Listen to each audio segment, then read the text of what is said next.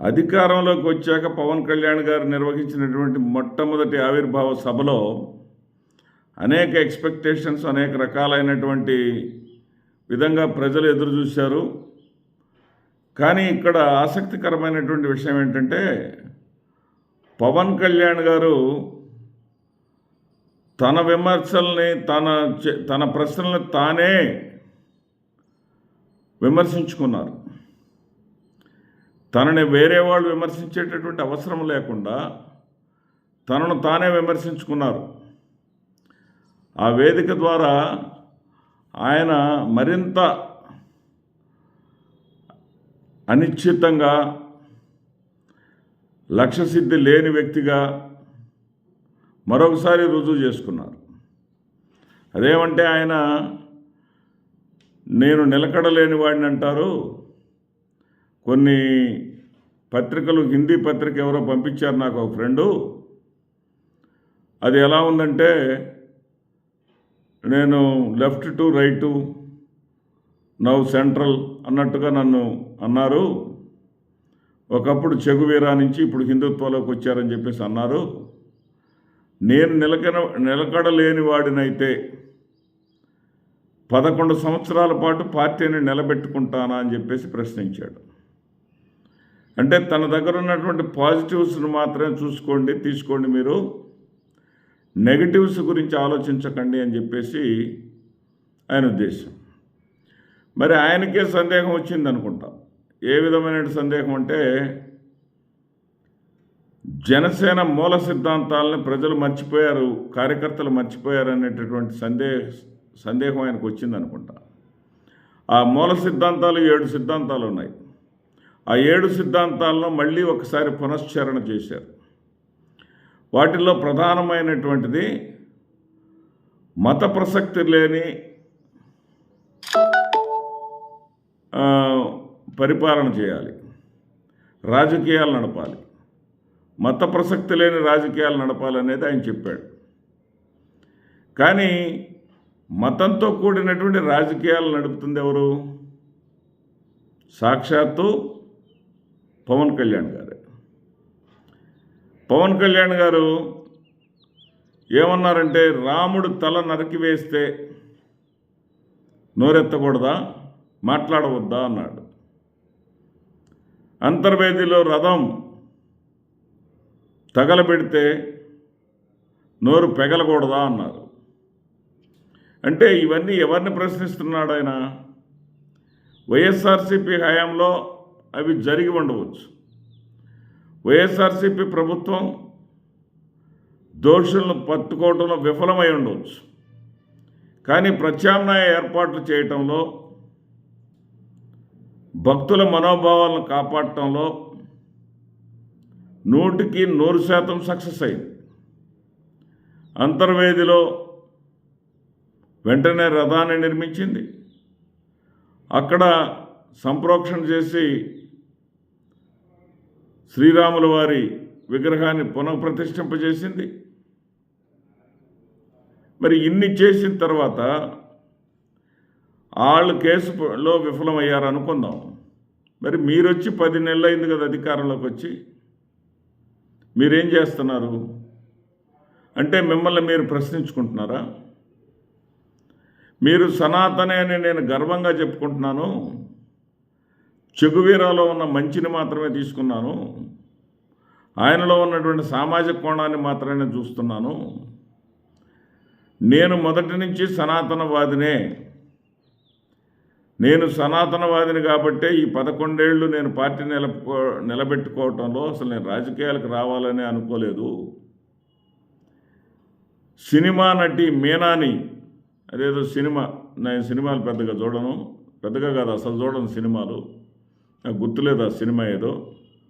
ఆ సినిమాలో మీనాని వాళ్ళ అన్నదమ్ములు ఎలా పెంచారో నన్ను ఆ విధంగా నా కుటుంబం పెంచింది.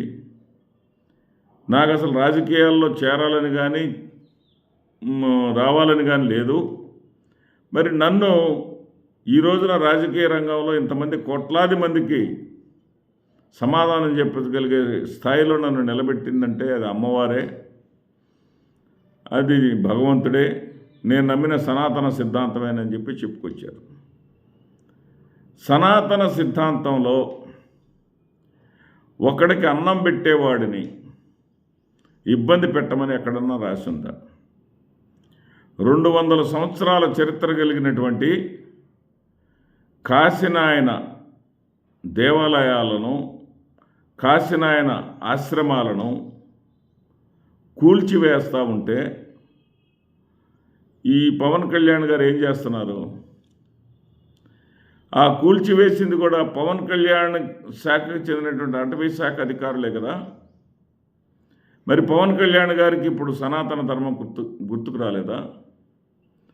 ఆయన కాశీనాయన ఆశ్రమం ద్వారా హిందూ ధర్మాన్ని పరిరక్షిస్తూ హిందూ మతాన్ని మరి ప్రచారం చేసుకుంటూ హిందూ మతాన్ని కాపాడుకుంటూ వస్తున్నటువంటి వ్యక్తి కాదు ఆయన. ఆయన ఆశ్రమాన్ని కూల్చివేస్తూ ఉంటే, సరే నీ కూల్చివేతలో తప్పు లేదు అనుకుందాం. నీ కూల్చివేతలో తప్పు లేకపోతే విద్యాశాఖ మంత్రి చంద్రబాబు నాయుడు గారి కుమారుడు లోకేష్ వచ్చి అక్కడ తప్పు జరిగింది, ప్రభుత్వ ఖర్చులతోనే వచ్చేసి వెంటనే అక్కడ అన్నీ కూడా కూల్చేసిన నిర్మాణాలన్నీ కట్టిస్తామని చెప్పేసి ఎందుకన్నారు పవన్ కళ్యాణ్ గారు? ఇది సనాతనం పేరుతోటి మీరు మతం అనేది రాజకీయాల్లో ఉండకూడదు అని చెప్పారు కదా. మరి మతాన్ని రాజకీయాల్లోకి వాడటం కాదా దీన్ని మతాన్ని రాజకీయాల్లో వాడటం అని చెప్పేసి అనరా? రెచ్చగొట్టడం కాదా ఇది?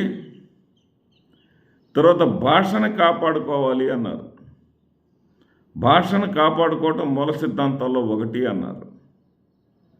అని ఒకప్పుడు హిందీని మా మీద రుద్దవద్దు, హిందీ గో బ్యాక్ అని పోస్ట్ పెట్టినటువంటి మీరు ఈ రోజునేదో తమిళనాడు ప్రజలు హిందీకి వ్యతిరేకంగా మాట్లాడుతూ ఉన్నారు, హిందీని రుద్దటాన్ని వ్యతిరేకిస్తూ ఉన్నారు. వాళ్ళు అసలు ఏమన్నా బుద్ధి ఉందా వాళ్ళకి?